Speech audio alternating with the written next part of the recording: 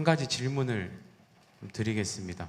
성경에서 가장 하나님께 사랑받고 또 가장 예쁨을 받았던 사람 하면 누가 떠오르십니까? 대부분 하나님께 가장 사랑받았던 사람 이렇게 생각하면 다윗이라는 사람이 아마 생각이 날 겁니다. 예. 그러면 또 한 가지 질문을 드리겠습니다. 하나님 보시기에 다윗이 예뻐 보일까요? 제가 예뻐 보일까요? 저희 엄마한테는 누가 더 예뻐 보일까요? 예. 저는 양심이 있습니다. 아무리 그래도 하나님 보시기에 저보다는 다윗이 훨씬 예뻐 보였을 것 같습니다. 같은 자식이라도 부모 말씀 더 잘 듣는 자녀가 예뻐 보일 수 있는 것처럼 하나님 보시기에 하나님 눈에는 아마 하나님이 가장 사랑하셨던 다윗이 예뻐 보이지 않았을까 하는 생각이 듭니다. 그러면 또 하나 질문을 드려볼게요. 제가 하나님은 누구를 더 사랑하실까요? 정 목사일까요? 아니면 다윗일까요? 설교 시작부터 굉장히 헷갈리게 합니까 제가? 분명한 사실은 하나님께 더 예뻐 보이는 자녀가 있을 수는 있지만 그렇다고 해서 부모가 자신의 자녀를 덜 사랑할 수는 없는 것처럼 하나님은 저와 다윗 그리고 우리 모두를 똑같이 사랑하신다고 생각합니다. 믿으십니까? 마찬가지로 하나님께서는 여러분도 사랑하시고 하나님이 다윗을 사랑하셨던 것만큼 여러분도 사랑하고 있다고 믿습니다. 왜냐하면 이렇게 생각하면 쉽습니다. 하나님께서 우리를 사랑하셔서 결국에 이루어내신 것이 무엇인가를 생각해 보면 쉽습니다. 하나님이 우리를 사랑하셔서 이루신 것이 무엇입니까? 바로 구원이기 때문에 그렇습니다. 하나님의 구원에는 덜 된 구원이 있을 수 없고 넘치는 구원도 있을 수 없습니다. 하나님의 구원은 우리를 사랑하셔서 이루신 그 구원은 한치의 오차도 없는 완벽하고 완전한 구원이라는 겁니다. 하나님의 전적인 사랑이 만들어낸 가장 최고의 선물이 구원이기 때문에 저와 여러분을 구원하신 하나님께서는 우리 모두를 정말로 똑같이 하지만 정말로 많이 사랑하신다는 것을 분명히 믿을 수 있기를 바랍니다. 그런데 간혹 우리가 이러한 사랑에 대해 오해를 할 때가 있습니다. 하나님께서 우리를 사랑하신다는 이 기준을 구원의 관점에 두지 않고 형통의 관점에 두는 경우가 생긴다는 겁니다. 다른 사람들은 다 잘 되는데 이상하게 나만 안 되는 것 같고 누구는 승승장구하는데 자꾸 내 인생은 막히고 괜히 돌아가고 넘어지는 것 같은 그런 걸 보면서 이런 생각들이 문득 찾아오는 겁니다. 하나님이 나를 덜 사랑하시는 게 아닐까 하는 마음입니다. 혹시 여러분은 그런 마음이 들 때가 없었습니까? 하나님이 날 덜 사랑하시는 건 아닐까? 내가 뭘 잘못해서 내가 미운 털이 박혀서 하나님이 나를 멀리 하시는 게 아닌가 하는 그런 마음입니다. 그런데 정말로 이러한 생각이 위험한 이유가 무엇인가 하면 그러한 생각 속에 사탄이 그 마음의 틈을 그냥 두지를 않는다는 겁니다. 그 마음의 틈으로 파고들어서 정말로 그렇다고 생각하게 만듭니다. 하나님이 나를 덜 사랑한다고 생각하는 그 순간 하나님과 나 사이의 거리를 멀게 만듭니다. 그리고 하나님과 나 사이의 마음이 멀어지면 결국 우리는 하나님의 방식대로 살지 않게 되고 그것이 곧 불신앙의 길이 되는 것입니다. 이것이 사탄이 노리는 전략입니다. 오늘 우리가 읽은 본문에도 이와 같은 상황이 기록되어 있습니다. 아담과 하와가 한 몸을 이루어 사랑하여 자녀를 낳습니다. 몇 명이었습니까? 두 명입니다. 이름이 무엇입니까? 가인과 아벨입니다. 둘 중에 누가 형입니까? 가인이 형이었습니다. 가인은 무슨 일을 했었습니까? 농사를 지었었고요. 아벨은 무엇을 했습니까? 양을 쳤었습니다. 그런데 어느 날 하나님 앞에 제사를 드릴 일이 생겼습니다. 가인은 그가 지은 곡식을 모아 하나님께 제사를 드렸고 아벨은 자기가 치는 양떼들 중에 첫 새끼를 하나님께 드렸습니다. 그리고 하나님께서 그 제사를 보시고 어떻게 결정하셨습니까? 동생 아벨의 제사는 하나님께서 받으셨지만 형 가인의 제사는 받지 않았다라고 기록하고 있습니다. 이 당시 하나님께서 제사를 받고 안 받고의 그 외적 증거는 바로 하늘에서 불이 떨어지는 것이었습니다. 구약에서 하나님께서 응답하시는 표로 자주 등장하는 것이 바로 하늘에서 불이 떨어지는 것이었습니다. 엘리야 선지자가 850명 바알 선지자와 싸울 때 그 제단에 불이 떨어진 것을 생각해 보시면 이해가 쉬울 것 같습니다. 그런데 문제가 무엇입니까? 동생 아벨의 제물 이유는 그 제물 위로는 불이 내려와서 그 제물들이 활활 타오르는데 가인은 아무리 기다려도 아무 일도 일어나지 않는 것입니다. 자신의 제물에는 불은커녕 연기조차 나지 않았습니다. 그러자 가인이 화를 내기 시작합니다. 5절 말씀을 보시면 이렇게 기록합니다. 우리 함께 읽겠습니다. 5절입니다. 가인과 그의 제물은 받지 아니하신지라. 가인이 몹시 분하여 안색이 변하니. 자, 몹시 분하여 안색이 변했다라고 기록하고 있습니다. 그러면 질문 드리겠습니다. 이 분노가 누구를 향한 분노였을까요? 누가 봐도 하나님을 향한 분노였습니다. 하나님께 지금 화를 내고 있는 겁니다. 하나님, 왜 저의 제물은 받지 않으시는 겁니까? 왜 저 제사는 받지 않는 겁니까? 왜 차별하십니까? 왜 동생의 제물만 받으시는 겁니까? 이렇게 화를 내고 있는 겁니다. 그리고 그 이와 같은 분노가 커지고 커지면서 이 상황을 하나님께서 자기보다 동생을 더 사랑하는 것으로 오해하기 시작하는 겁니다. 즉, 하나님의 사랑이 구원의 관점이 아니라 형통의 관점으로 변질되기 시작한 겁니다. 그러니까 그 마음의 틈을 누가 공격한다고요? 사탄이 공격을 하는 겁니다. 그러다 보니 그 하나님을 원망하는 마음이 어디로 향하게 될까요? 아무런 잘못이 없는 그 동생을 향한 시기와 질투의 마음으로 변하게 됩니다. 그리고 그 결국이 무엇이었습니까? 동생을 죽이는 자리까지 가게 되는 겁니다. 여기서 중요한 것은 왜 하나님이 동생 아벨을 더 사랑하셨는가가 핵심이 아닙니다. 앞서도 말씀드렸지만 하나님은 우리 모두를 똑같이 사랑하십니다. 무엇보다 우리가 이 상황에서 먼저 주목해야 하는 것은 누구를 더 사랑하는지가 아니라 하나님께 드리는 제사라고 하나님께서 다 받으시는 것이 아니라는 것을 우리가 주목해야 합니다. 하나님께서 받으시는 제사가 있고 받지 않는 제사가 있다는 것을 우리가 먼저 생각할 수 있어야 합니다. 우리는 너무나 쉽게 하나님을 위해서 드리는 것은 하나님께서 다 받으실 거라고 생각을 합니다. 어떤 종교적 형태를 가지고 신앙적 모양을 가지고 크게 잘못되지 않은 절차로 그렇게 진행되는 일들은 하나님께서 기쁘게 받으실 거라고 그렇게 쉽게 생각을 하는 경향이 있습니다. 그런데 만약에 오늘날 우리가 지금 드리는 이 예배나 모든 기도나 모든 헌금이나 모든 봉사와 열심을 하나님이 당연히 받으실 줄 알았는데 받지 않으신다면 여러분 무슨 의미가 있겠습니까? 히브리서 11장 4절 말씀을 함께 찾아보시면 좋겠습니다. 히브리서 11장 4절 말씀입니다. 하나님께서 가인의 제사는 받지 않으시고 아벨의 제사만 받으신 이유를 여기에 분명히 말씀을 하고 계십니다. 히브리서 11장 4절 말씀인데요. 우리 함께 읽어보겠습니다. 함께 읽습니다. 믿음으로 아벨은 가인보다 더 나은 제사를 하나님께 드림으로 의로운 자라 하시는 증거를 얻었으니 하나님이 그 예물에 대하여 증언하심이라. 그가 죽었으나 믿음으로써 지금도 말하느니라. 아멘.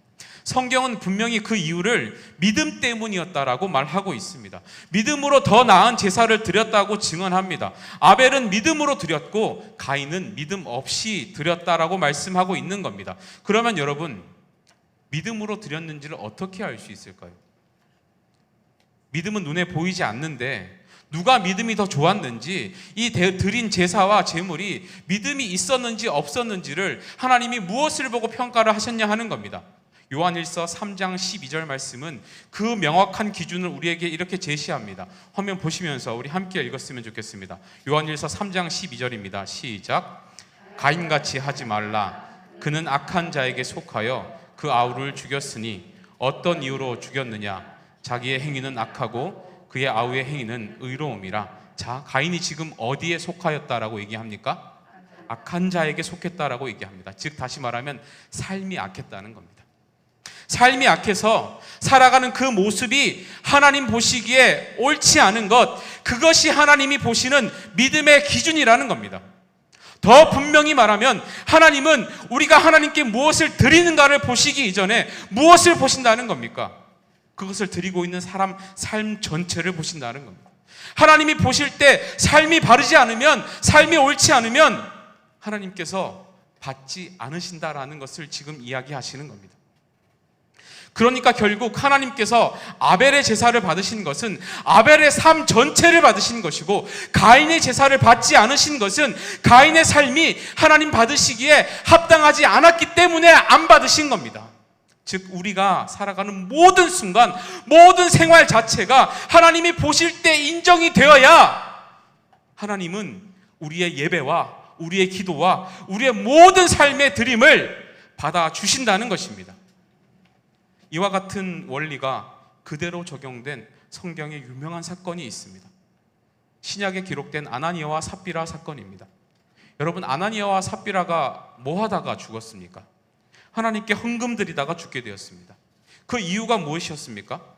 거짓으로 드렸기 때문이었습니다. 참된 진심과 정성으로 하나님과 교회를 위해서 드린 것이 아니라 인정받고 싶어서, 잘 보이고 싶어서, 사람들의 눈을 의식하며 거짓으로 그 하나님의 이름을 이용했기 때문에 그러한 처참한 결과를 받게 된 것입니다. 그렇기 때문에 중요한 것은 하나님이 무엇을 인정하시는가입니다. 가인이라고 농사를 대충 지었겠습니까? 농사를 지어보신 분들은 잘 아시겠지만 농사가 대충 씨만 뿌려 놓는다고 알아서 자라는 것이 아니지 않습니까? 분명 노력을 했을 것이고 그 결과물이 하나님께 드릴 만큼 좋은 생산품이 분명히 있었을 겁니다. 하지만 하나님께서 받으신 것은 그 결과물이 아니었다는 겁니다. 그 결과를 만들기 위한 모든 과정과 그것을 행한 사람의 인생 전체를 보시고 그것을 받으신다는 겁니다. 바라기는 오늘 이 자리에 참석하신 모든 계산의 성도님들께서는 하나님이 받으실 만한 인생 살아갈 수 있기를 주님의 이름으로 간절히 축복합니다. 이왕이면 하나님께서 기뻐하시는 것들을 드리며 살아갈 수 있기를 바랍니다. 하나님이 원하시는 것은 좋은 것이 아니라 드리는 사람의 삶과 그 마음의 중심이라는 것을 기억하시며 하나님께서 받으실 만한 인생 살아가시는 저와 여러분 다 될 수 있기를 주님의 이름으로 간절히 축원합니다. 또 한 가지 여기에서 생각해야 되는 것이 있습니다. 바로 하나님과의 관계가 멀어진 사람은 필연적으로 그 사람의 인생도 모든 관계도 망가지게 되어 있다는 것을 우리가 생각할 수 있어야 합니다. 즉 다시 말하면 예배 생활이 엉망이 되고 신앙 생활이 엉망이 되고 하나님이 도저히 받지 못할 정도로 삶이 무너진 채 하나님과 상관없이 살아가는 그런 사람은 결국 어느 자리까지 간다는 것을 보여주는 겁니까? 내 가족마저도 죽이는 그런 살인자, 더 나아가 하나님과의 관계, 모든 축복의 통로를 끊어버리는 단절자가 된다는 것을 우리가 확인할 수 있는 겁니다. 여러분, 가인이 왜 동생을 죽였을까요? 크게 두 가지 측면에서 생각해 볼 수 있을 것 같습니다. 첫 번째는 시기하는 마음입니다. 자기보다 동생이 더 잘된 것을 시기하는 것입니다. 물론 누구나 어느 정도의 시기심은 있을 수 있습니다. 하지만 건강한 신앙생활을 하는 사람이라면 먼저 이렇게 생각할 수 있어야 되지 않겠습니까? 나에게 어떤 문제가 있지는 않았을까? 하나님이 왜 안 받으셨을까? 그 질문에서부터 출발해야 정상적이고 건강한 신앙생활을 하는 사람이 아니었겠습니까? 그런데 하나님과 관계가 멀어진 사람은 필연적으로 자신에게 있는 그 문제와 잘못된 점을 바라보지를 못합니다. 오직 그 문제의 원인을 자신이 아니라 자꾸 외부에서만 찾는 겁니다.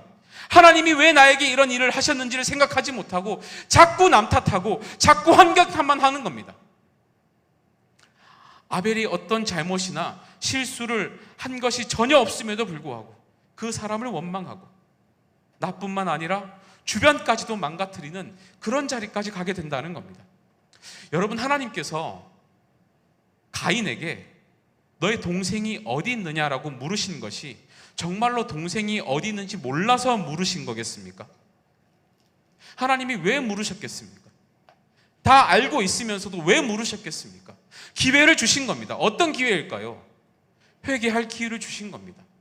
이 동생이 어디 있느냐라고 물을 때에 얼른 눈치를 채고 하나님 죄송합니다. 잘못했습니다. 제가 너무 순간 화가 나서 그렇게 했습니다. 제 본심은 그게 아니었는데 하나님과 멀어진 삶을 살다 보니 순간 저도 화를 참지 못하고 그렇게 하고 말았습니다. 하나님 죄송합니다. 이렇게 회개할 기회를 주신 겁니다. 그런데 그가 지금 어떤 변명을 하고 있는 겁니까? 9절 말씀 보시면 이렇게 얘기합니다. 함께 읽어보겠습니다. 9절입니다. 여호와께서 가인에게 이르시되 내 아우 아벨이 어디 있느냐? 그가 이르되 내가 알지 못하나이다. 내가 내 아우를 지키는 자니이까. 자, 여러분 이것을 읽으면서 마음에 어떤 기분이 드십니까? 너무 뻔뻔하지요. 어떻게 이렇게 사람이 뻔뻔할 수 있나라는 생각이 들지 않습니까? 너무 말도 안 되는 대화입니다. 지금 하나님, 이 가인이 대화하고 있는 상대가 누구입니까? 하나님이란 말이에요. 사람이 아닙니다. 그러면 누구보다 하나님이 이 상황을 알고 계시지 않겠습니까? 그리고 가인이 하나님을 모르는 사람이었습니까? 가인이 하나님을 오늘 처음 만난 사람이었습니까? 아닙니다. 하나님이 어떤 분인지를 분명히 알고 하나님이 어떤 존재인지를 알았던 사람이었습니다. 그러니까 하나님께 제사를 지냈겠지요. 그런데 지금 이 가인의 태도를 한번 보시기 바랍니다. 너무나 뻔뻔하게, 그리고 너무도 무례하게 하나님을 대하고 있는 겁니다. 이렇게 하나님과의 관계가 멀어지면 하나님 앞에서 죄를 범하고도 양심이 마비되는 자리까지 가게 되는 겁니다. 그러니까 가인이 동생 아벨을 죽인 이 두 번째 이유가 무엇인가 하면 영적 마비가 그에게 찾아왔다는 겁니다. 영적 마비가 찾아온 겁니다. 여러분, 우리가 신앙생활을 하면서 가장 비참한 상태에 놓이게 되는 것이 바로 이 영적인 마비 상태가 올 때입니다. 죄를 지었으면 마음이 불편해서 잠이 안 와야 정상 아닐까요? 누군가를 아프게 했으면 하루 종일 마음이 불편해서 일이 손에 안 잡혀야 정상 아닙니까? 기도하지 않고 말씀 읽지 않았으면 뭔가 마음이 허전해서 오늘 하루를 마무리 짓는 것이 불편하고 무거워야 정상 아닐까요? 그런데 이런 영적인 마비가 찾아오면 이렇게 죄를 짓고도 아무렇지 않은 겁니다. 누군가에게 아픈 말을 하고 오히려 속이 시원하다고 생각을 하는 겁니다. 기도하지 않고 말씀을 보지 않았음에도 불구하고 불편하지 않고 오히려 큰일이 안 생기던데, 기도 안 해도 별일 안 생기던데 라고 생각하는 겁니다. 이것이 지금 가인이 보여주는 모습입니다. 하나님의 지적에도 뻔뻔하게 무례하게 내가 동생을 지키는 사람입니까? 라고 말하는 이 태도가 바로 영적인 무감각이라는 겁니다. 예전에 한 대형교회에서 대형교회 주차장에서 아주 경미한 접촉 사고가 있었다고 합니다. 아주 경미한 사고였고 또 예배를 드리고 돌아가시는 성도님들 간의 사고였기 때문에 그렇게 큰 문제가 되지 않을 수 있는 상황이었습니다. 그런데 일이 좀 커졌다고 합니다. 이유가 보니까 사고를 내신 분이 차에서 내리자마자 이렇게 말씀을 하셨다고 합니다. 뭐라고 했을까요? 여러분들 아시는 그 대답입니다. 보험 처리하시죠. 예. 저 얘기를 들었을 때 그분이 전혀 틀린 말씀을 한 것도 아니고 그 표현에 어떤 나쁜 표현이 있는 것도 아니었지만 적어도 예배를 참석하고 은혜를 받고 돌아가는 상황이었다면 좀 더 성숙하고 좋은 방식으로 해결할 수 있지 않았을까. 먼저 사고를 당한 사람의 안위를 묻고 그랬으면 더 좋지 않았을까 하는 생각, 그런 아쉬움이 드는 겁니다. 은혜를 받고 돌아가는 상황에서도 심지어 그 교회에서조차도 세상 방식으로 문제를 풀고자 하는 이런 모습을 하나님께서 보신다면 하나님께서 얼마나 마음 아파하시고 얼마나 안타까워 하시겠습니까? 오늘을 살아가는 우리에게도 하나님께서 가끔 이와 같은 질문을 하실 때가 있을 겁니다. 내 아우가 어디 있느냐? 지금 네 아우가 어디 있느냐? 정말 몰라서 물으시는 그 질문이 아니라 뭔가 우리 자신이 깨닫기를 원하시면서 물으시는 그러한 질문들이 우리 인생 가운데 분명히 있을 겁니다. 하나님께서 기회를 주시는 겁니다. 회개할 기회를 주시는 겁니다. 돌이킬 기회를 주시는 겁니다. 그때 하나님 앞에 즉각 돌이킬 수 있는 영적인 민감함이 우리 모든 성도님들과 저에게 있기를 주님의 이름으로 간절히 축원합니다. 말씀을 정리하겠습니다. 오늘 말씀을 통해서 우리가 분명히 확인할 수 있는 것은 하나님께서 받으시는 제사가 있고 그렇지 않는 제사가 있다는 겁니다. 그리고 그 기준은 그것을 드리는 사람의 삶을 먼저 보신다는 것을 우리가 오늘 살펴보았습니다. 삶이 살아있어야, 우리의 삶이 믿음의 삶이어야 우리의 제사도 우리의 예배도 기쁘게 받으신다는 그 하나님의 기준을 우리가 기억하기를 원합니다. 바라기는 우리 모든 계산의 성도님들은 정말 하나님께서 받으실 만한 삶으로 늘 하나님께 아름다운 제사를 올려드리는 인생 살아갈 수 있기를 주님의 이름으로 간절히 축원합니다. 또한 늘 우리의 마음을 공격하는 그 이기적인 마음과 시기심을 떨쳐버리고 무엇보다 영적인 마비 상태에 들어가지 않도록 늘 경계하면서 살아갔으면 좋겠습니다. 우리가 이것을 위해서 무엇을 애써야 하겠습니까? 늘 하나님과 가까이 계셔야 합니다. 하나님이 물으실 때에 즉각 깨닫고 돌이킬 수 있는 자리에 있어야 합니다. 그래야 우리가 하나님을 기쁘시게 할 수 있습니다. 정말로 하나님이 기뻐하시는 삶, 하나님께서 충분히 받으실 만한 삶, 인간적 기준에 좋은 것이 아니라 하나님의 기준에 맞추어 살아가는 모든 계산의 성도님들 다 될 수 있기를 주님의 이름으로 간절히 축원합니다. 기도하겠습니다.